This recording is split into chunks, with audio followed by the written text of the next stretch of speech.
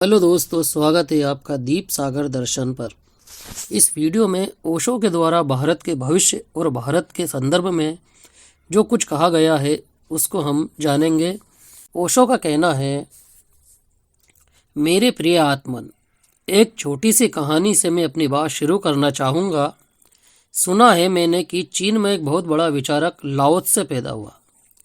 लाओ त्से के संबंध में कहा जाता है कि वह बूढ़ा ही पैदा हुआ। ये बड़ी हैरानी की बात मालूम पड़ती है। लाओ त्से के संबंध में ये बड़ी हैरानी की बात कही जाती रही है कि वह बूढ़ा ही पैदा हुआ। इस पर भरोसा आना मुश्किल है। मुझे भी भरोसा नहीं है और मैं भी नहीं मानता कि कोई आदमी बूढ़ा पैदा हो सकता है। लेकिन जब मैं इस हमारे भारत के लोगों को देखता हूँ तो मुझे लाओ त्से की कहानी पर भरोसा आना शुरू हो जाता है। ऐसा मालूम होता है कि हमारे देश में तो सारे लोग बूढ़े ही पैदा होते हैं। मुझे कहा गया है कि युवक और भारत के भविष्य के संबंध में थोड़ी बातें आपसे कहूं। तो पहली बात तो मैं ये कहना चाहूँगा, देख कर लाओ त्से की कहानी सच मालूम पड़ने लगती है।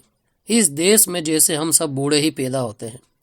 बूढ़े आदमी से मतलब सिर्फ उस आदमी का नहीं जिसकी उम्र ज़्यादा हो, क्योंकि ऐसा भी हो सकता है कि आदमी का शरीर बूढ़ा हो और आत्मा जवान। लेकिन इससे उल्टा भी हो सकता है, आदमी का शरीर जवान हो और आत्मा बूढ़ी हो। भारत के पास भी जवानों की कोई कमी नहीं है, लेकिन जवान आत्माओं की बहुत कमी है और जवान आत्मा को बनाने वाले जो तत्व हैं उनकी बहुत कमी है। चारों ओर युवक दिखाई पड़ते हैं, लेकिन युवक होने के जो बुनियादी आधार हैं उनका जैसे हमारे पास बिल्कुल अभाव है। मैं कुछ प्राथमिक बातें आपसे कहूँ।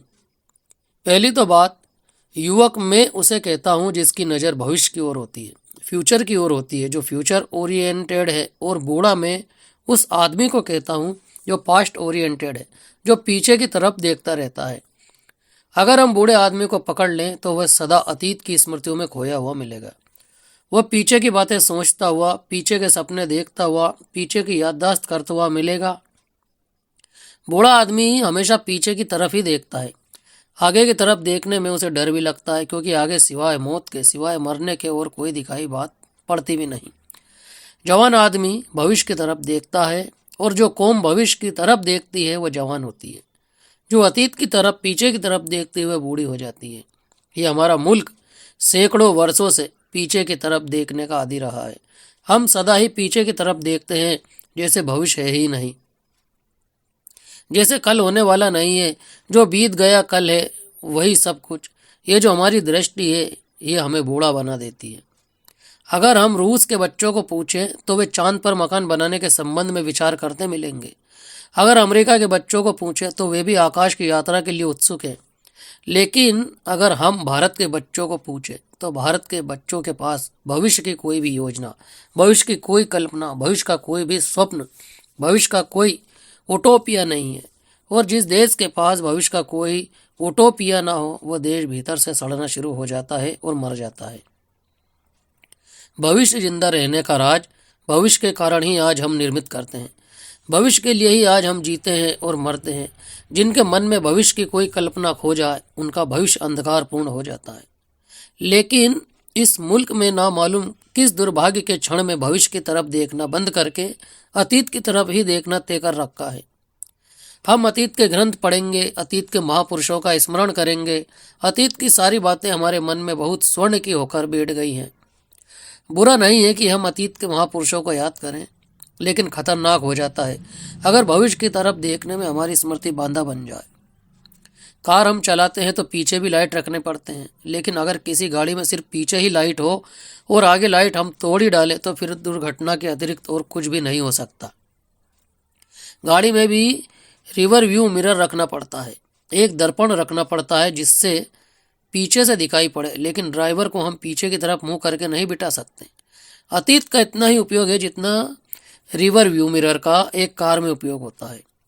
पीछे का भी हमें दिखाई पड़ता रहे ये जरूरी है, लेकिन चलना भविष्य में, बढ़ना आगे है। और अगर भविष्य की तरफ देखने वाली आंखें बंद हो जाए तो दुर्घटना के अतिरिक्त और कुछ भी नहीं हो सकता। भारत का 2000 साल का इतिहास एक्सीडेंट का, दुर्घटनाओं का इतिहास है। इन 2000 सालों में हम सिवाय गड्ढों में गिरने के किन्हीं ऊंचाइयों पर नहीं उठे। गुलामी देखी है, गरीबी देखी है, बहुत तरह की दीनता और बहुत तरह की परेशानी देखी है। और आज भी हमारे पास भविष्य की कोई ऐसी योजना नहीं है कि हम ये सोच सके कि आने वाला कल आज से बेहतर हो सकेगा। वरन जवान से जवान आदमी से भी बात की जाए तो वह यही कहता हुआ मिलेगा कि कल और स्थिति के बिगड़ जाने का डर है। रोज चीजें बिगड़ती चली जाएंगी, ऐसी हमारी धारणा है। इस धारणा के पीछे कुछ कारण है। हमने अपने उटोपिया को पास्ट ओरिएंटेड रखा हुआ है। इस देश में हमने जो समय की धारणा की है, जो हमारा टाइम ऑर्डर है, वो ये कहता है कि सबसे अच्छा युग हो चुका, अब आने वाला युग बुरा होगा। सतयुग हो चुका, कलयुग हो रहा है और रोज हम अंधकार में उतरते चले जाएंगे। जो भी अच्छा था वह बीत चुका। राम, कृष्ण, नानक, कबीर, बुद्ध, महावीर, जो भी अच्छे लोग हो सकते थे वे हो चुके। अब भविष्य में जैसे कोई अच्छे होने का हमें उपाय दिखाई नहीं पड़ता। लेकिन ध्यान रहे, जो भविष्य में अच्छे आदमियों को पैदा हम न कर पाए तो हमारे अतीत के अच्छे आदमी झूठे मालूम पड़ने लगेंगे। अगर हम भविष्य में और श्रेष्ठताएं न छू सके तो हमारे अतीत की सारी श्रेष्ठताएं काल्पनिक और कहानियां मालूम पड़ने लगेंगी। क्योंकि बेटा बाप का सबूत होता है और अगर बेटे गलत निकल जाए तो अच्छे बाप की बात सिर्फ मन भुलाने की बात रह जाती है, वह गवाही नहीं रह जाता। भविष्य तय करेगा कि हमने अतीत में राम को पैदा किया या नहीं पैदा किया। अगर हम भविष्य में राम से बेहतर आदमी पैदा कर सकते हैं तो ही हमारे राम सच्चे साबित होंगे। अगर हम राम से बेहतर आदमी पैदा नहीं कर सकते तो दुनिया हमसे कहेगी कि राम सिर्फ कहानी है, ये आदमी तुमने कभी पैदा किया नहीं। अगर हम भविष्य में भीख मांगेंगे तो कोई मानने को राजी ना होगा कि हमारे पास स्वर्ण की नगरियाँ थी।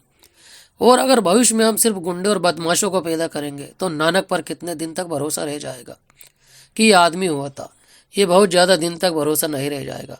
इसलिए पीछे के अच्छे आदमियों को याद करना काफ़ी नहीं है। अगर सच में ये अच्छे आदमी हुए हैं, हम ऐसा दुनिया को कहना चाहते हो, तो हमें इनसे भी बेहतर आदमी रोज पैदा करने होंगे।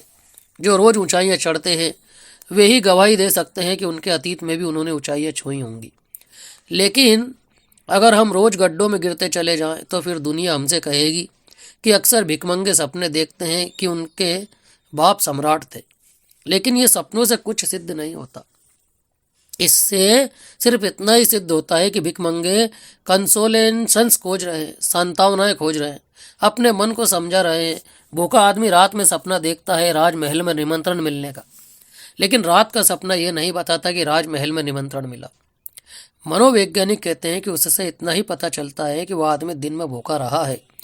हम जब अतीत की बहुत ज़्यादा चर्चा करते हैं तो शक पैदा होता है, और जब हम पीछे के लोगों की बहुत गौरव गरिमा की बातें करते हैं तो शक पैदा होता है।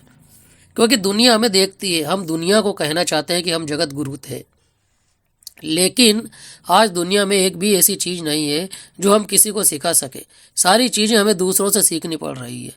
ये जगत गुरु की ना समझे की बात बहुत दिन तक टिक नहीं सकेगी, और आज नहीं कल अगर दुनिया हमारा मजाक उड़ाने लगे और हमसे कहने लगे कि हम जगत गुरु होने का ख्याल इसलिए मन में पैदा कर लिए हैं क्योंकि हम सारे जगत के शिष्य हो गए हैं, और इस बात को भुलाने के लिए, अपने अहंकार को बचाने के लिए हम इस तरह की बातें कर रहे हैं, तो इसमें बहुत आश्चर्य ना होगा।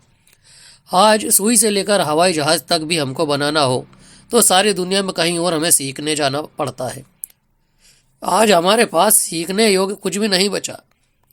आज हम दुनिया को कुछ भी सिखा नहीं सकते, लेकिन हम ये बात कहे चले जाएंगे कि हम कभी दुनिया के गुरु थे।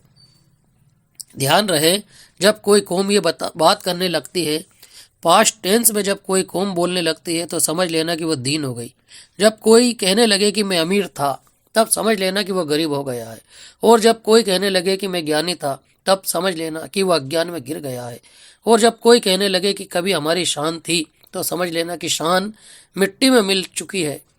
ये सारी बातें जो हम गौरव की करते हैं हमारे धूल में गिर जाने के अतिरिक्त और किसी बात का प्रमाण नहीं है। अतीत को देखना उपयोगी हो सकता है, लेकिन अतीत को आंख में रखना खतरनाक है। आंख में तो भविष्य होना चाहिए, आने वाला कल होना चाहिए। जो बीत गया कल वह बीत गया, उसकी धूल उड़ चुकी है। अब जमीन पर कहीं खोजने से उसे खोजना नहीं जा सकता। अब जिस रास्ते पर हम चल चुके हैं वो रास्ता समाप्त हो गया, और उस रास्ते पर बने हुए चरण चिन्ह अब कहीं भी नहीं खोजे जा सकते हैं। जिंदगी की कहानी आकाश में उड़ते हुए पक्षियों की कहानी है। अगर हम किसी पक्षी का पीछा करें तो उसके पैरों के कोई चिन्ह नहीं छूटते हैं। कहीं भी पक्षी उड़ जाता है, पीछे आकाश खाली हो जाता है। जिंदगी में कहीं कोई चिन्ह नहीं छूटते। जिंदगी में सब विस्मृत हो जाता है। जिंदगी तो प्रमाण मानती है आज को। आज हम क्या है यही प्रमाण होता है। आज हम क्या है, अगर इसे सोचे तो दो तीन बातें ख्याल में आएंगी। हमसे ज़्यादा गरीब आदमी आज पृथ्वी पर दूसरा नहीं है। हमसे ज़्यादा अशिक्षित कोई कौम नहीं है। हमसे ज़्यादा अवैज्ञानिक कोई जाति नहीं है। हमसे ज़्यादा कमज़ोर, हमसे ज़्यादा हीन, हमसे कम उम्र, हमसे ज़्यादा बीमार आज ज़मीन पर कोई भी नहीं है। दूसरे मुल्कों की औसत उम्र 80 वर्ष को छू रही है। दूसरे मुल्कों में आज रूस में 100 वर्ष के ऊपर हजारों बूढ़े और 150 वर्ष के ऊपर भी कुछ बूढ़े हैं। सारी दुनिया में गरीबी विदा होने के करीब है और हमारी गरीबी रोज बढ़ती चली जाती है। जब पिछली बार बिहार में अकाल पड़ा तो मेरे एक स्वीडिश मित्र ने मुझे एक पत्र लिखा और उसने लिखा कि हम अपने बच्चों को समझाने में बहुत असमर्थ हैं कि हिंदुस्तान में लोग भूखे मर रहे हैं। उसने मुझे लिखा कि जब मैं अपने छोटे बच्चे को कहा कि हिंदुस्तान में लोग भूखे मर रहे हैं और करोड़ों लोग भूखे मर जाएंगे, तो उस छोटे बच्चे ने कहा कि क्या उनके पास अगर रोटी नहीं है तो फल भी नहीं है? तो उन्होंने कहा नहीं, उनके पास फल भी नहीं है। तो उस छोटे बच्चे ने कहा उनके रेफ्रिजरेटर में कुछ तो बचा होगा। तो उसके बाप ने कहा कि रेफ्रिजरेटर उनके पास है ही नहीं, उसमें बचने का कोई सवाल नहीं है। उस बच्चे को समझाना मुश्किल हुआ कि कोई कौम ऐसी हो सकती है जहाँ खाने को भी ना हो। सच में ही स्वीडन के बच्चे को समझना मुश्किल पड़ेगा। उसको मुश्किल इसलिए पड़ जाएगा क्योंकि बच्चा जो देखता है चारों तरफ, ना किसी को भीख मांगते देखता है, ना किसी को गरीबी में मरते देखता है, तो उसके लिए भरोसा करना मुश्किल है कि ज़मीन पर ऐसे लोग भी हैं जो करोड़ों की संख्या में भूखे मरने के हालात में आ सकते हैं। अभी एक अमेरिकी अर्थशास्त्री ने किताब लिखी है 1987 और उस किताब में उसने ये घोषणा की है कि 1987 में आज से केवल 7 साल बाद हिंदुस्तान में इतना बड़ा अकाल पड़ सकता है जिसमें कोई 10 करोड़ से लेकर 20 करोड़ लोगों के मरने की संभावना है। मैं दिल्ली में एक बहुत बड़े नेता से बात कर रहा था तो उन्होंने कहा 1987 अभी बहुत दूर है, अभी तो हमें 1972 की फिक्र है, उसके बाद देखा जाएगा। अभी सिर्फ 1972 में जो इलेक्शन होगा उसकी नेता को फिक्र है। 7 साल बाद हिंदुस्तान में 10 करोड़ लोग मर सकते हैं। इसकी सारी दुनिया के अर्थशास्त्री राजी है इस बात के लिए कि यह होकर रहेगा, क्योंकि अमेरिका जितना हमें भोजन दे रहा है उतना अब आगे नहीं दे पाएगा। उसकी ताकत रोज कम होती जा रही है। अमेरिका में 4 किसान जितना काम करते हैं उनमें से एक किसान की सारी ताकत हमें मिल रही है और अमेरिका की ताकत देने की रोज कम होती चली जाती है। 1985 के बाद अमेरिका हिंदुस्तान को किसी तरह का अन्न देने में समर्थ नहीं होगा और हम रोज बच्चे पैदा करते चले जाते हैं। हम सिर्फ एक चीज़ में बहुत प्रोडक्टिव है, हम बच्चे पैदा करने में बहुत उत्पादक है। हमें बच्चे पैदा करते चले जाते हैं। अगर किसी दिन इस मुल्क में 10 करोड़ लोगों की किसी अकाल में मरना पड़ा तो बाकी जो लोग बचेंगे वे भी जिंदा हालात में नहीं बचेंगे, वे भी मरने की हालात में ही बचेंगे। उनका बचना बचने से भी बदतर होगा। उनका बचना शायद मेरे मरे हुए लोगों से भी ज़्यादा कठिन और दुभर हो जाएगा। लेकिन क्या कारण है कि सारी ज़मीन पर धन बरस रहा है और हम गरीब होते चले जा रहे हैं? आज अमेरिका में धन बरस रहा है और अमेरिका की कुल उम्र 300 साल की है। अमेरिका में जो समाज है आज वो 300 साल पुराना है और हमारी उम्र कम से कम 10,000 साल पुरानी है। हम 10,000 साल पुरानी सभ्यता और 300 साल पुरानी सभ्यता के सामने हाथ जोड़कर भीख मांगते हुए खड़े हैं। ना हमें शर्म आती है, ना हमें चिंता पैदा होती है, ना हमें घबराहट होती है, ना हमें ऐसा लगता है कि हम ये क्या कर रहे हैं। दुनिया में भिखारी तो सदा रहे हैं, लेकिन कोई पूरा देश भिखारी हो सकता है, इसका उदाहरण हमने पहली बार उपस्थित किया है। आज हर चीज की हमें सीख और भीख चाहिए। इस भीख के बिना हम जी नहीं सकते हैं। ये कब तक चलेगा? ये कैसे चल सकता है? ये तब तक चलता ही रहेगा जब तक भविष्य को निर्मित करने की हमारे पास कोई दृष्टि नहीं है, कोई फिलॉसफी नहीं है जिसमें हम भविष्य को बनाने के लिए आतुर हो जाए। हम सिर्फ पीछे की बातें करते रहेंगे तो भविष्य को निर्मित कौन करेगा? हम सिर्फ गुणगान करते रहेंगे अतीत का तो भविष्य के लिए श्रम कौन करेगा? तो मैं युवा आदमी का पहला लक्षण मानता हूँ भविष्य के लिए उन्मुक्तता और बूढ़े आदमी का लक्षण मानता हूँ अतीत के प्रति लगाव। जिस आदमी के मन में भी भविष्य के प्रति लगाव है, उसकी कुछ उम्र भी हो, वह जवान है। और जिस आदमी के मन में भविष्य की कोई कल्पना ही नहीं और सिर्फ अतीत का गुणगान है, उसकी उम्र कुछ भी हो, वह बूढ़ा है। तो मैं ये आपसे कहना चाहूँगा कि भारत में अभी भी जवान आदमी बहुत कम है। एक दूसरी बात भी आपसे कहना चाहूँगा। बूढ़ा आदमी मृत्यु से भयभीत होता है। स्वभावतः मौत करीब आती है तो बूढ़ा आदमी मृत्यु से डरने लगता है। जवान आदमी का लक्षण एक ही है कि वह मौत से घबराता नहीं। अगर जवान आदमी भी मौत से घबराता हो तो उसका मतलब इतना ही हुआ कि वह बहुत पहले ही बूढ़ा हो गया। हिंदुस्तान में मृत्यु का इतना भय है जिसकी कल्पना करनी मुश्किल है। होना सबसे कम चाहिए, क्योंकि हम अकेली कौम है सारी दुनिया में जिनका ऐसा मानना है कि आत्मा अमर है और मरती नहीं है। हम सारी दुनिया में ये कहते रहे कि आत्मा अमर है और मरती नहीं है। ये बात सच है, आत्मा अमर है और मरती नहीं है, लेकिन कहने से ये बात सच नहीं होती और जरूरी नहीं है कि जो लोग कहते हो वह ऐसा मानते भी हो। आदमी का मन बहुत उल्टा है। असल में जो आदमी मरने से डरता है वह भी कह सकता है कि आत्मा अमर है और अपने मन को समझाने के लिए आत्मा की अमरता के सिद्धांत का उपयोग कर सकता है। हिंदुस्तान को देखकर ऐसा लगता है कि हम मरने से तो बहुत डरते हैं और साथ ही आत्मा की अमरता की बात भी किए चले जाते हैं। अक्सर ऐसा होता है कि बूढ़ा आदमी मंदिर में बैठकर आत्मा की अमरता के शास्त्र पढ़ने लगता है। आत्मा अमर है, ऐसा पढ़कर उसके मन को अच्छा लगता है कि मैं मरूंगा नहीं। लेकिन अगर यह भय के कारण ही वह पढ़ रहा है तो इस कारण कोई ज्ञान उत्पन्न नहीं हो पाएगा। और अगर इस बात का ज्ञान उत्पन्न हो जाए कि मैं अमर हूं और मरूंगा नहीं, तो हमारे इस मुल्क को गुलाम बनाना असंभव हो जाता। हम 1000 साल गुलाम रहे हैं और हम कल भविष्य में किसी भी दिन गुलाम फिर हो सकते हैं। हमारे सारे उपाय ऐसे हैं कि हम किसी भी दिन गुलाम हो सकते हैं। लेनिन ने 1920 में घोषणा की थी मॉस्को में कि कम्युनिज्म मॉस्को से यात्रा करके पेकिंग होता हुआ कलकत्ते से गुजरता हुआ लंदन पहुंच जाएगा। पेकिंग तो पहुंच गया और कलकत्ते में भी पैरों की आवाज़ सुनाई पड़ने लगी। आज कलकत्ते की सड़कों पर जगह जगह पोस्टर लगे हुए हैं। चीन के अध्यक्ष माओ हमारे भी अध्यक्ष हैं। चीन के चेयरमैन माओ त्सु तुंग भारत के भी चेयरमैन हैं।